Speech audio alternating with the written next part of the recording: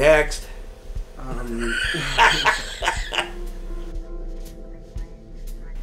2 years. I was a paramedic for a little over 2 years. It was probably the most fulfilling thing I ever done in my life. It was so, the job satisfaction was incredible. We got a call on a Sunday morning, and this guy was in his truck with the doors locked and the windows up and all that stuff. And it was just a waxy gray body sitting there. And he'd had enough, I guess, and he got drunk and went out and sat and put his .22 in his mouth and pulled the trigger. And we got there, and the blood was running out the door, and it was all congealed. So it was all it was really rude, and we had to force the door open and check him out to make sure he was dead. And every time, for weeks, every time I closed my eyes, I could see that face, that waxy. So you had nightmares from it? And the smell. No nightmares really, but it made me not want to go to sleep for a while. We get a call 3 o'clock in the morning to Todd's Tent Town in Peachland, and they've got a shower. You know, you go in, there's washrooms and showers and everything there. Well, this guy calls us, and my partner goes in. I was the driver. My partner goes in and comes out, and he's just about pissing himself. He's laughing so hard. So we take this stretcher in, we put an abdominal dressing. It's just a big soaker, so for blood, and sat him on that.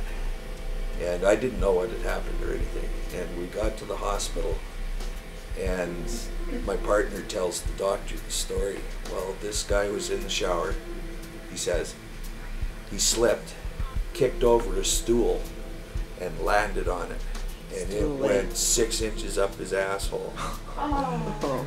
And he's so embarrassed. The nurses were brutal to this poor guy. Can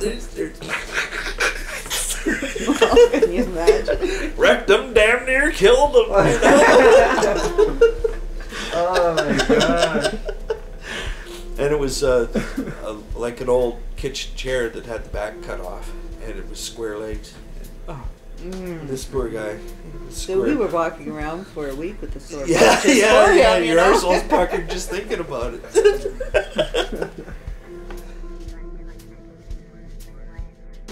I didn't like drunks. Though they were the ones that survived the best. I came on one, this is before, I was just a first aid man. I was on night shift coming home by Gorman's Mill. Before they widened the road and all that, there used to be a huge flat spot before the mill and between the road and the mill.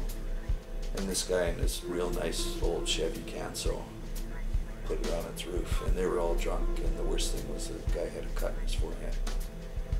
And they should have been dead. The car was smashed right down to the seat, the top of the seat. And that was the worst. Was this guy comes staggering out. The bus driver went down there, and oh yeah, the driver's in there, he's dead. You know, so I'm going, oh shit, now I gotta go check. I'd never seen a dead body before. I didn't want to see one either. And I finally got the guts up, and I'm going down into the ditch, and he comes staggering out.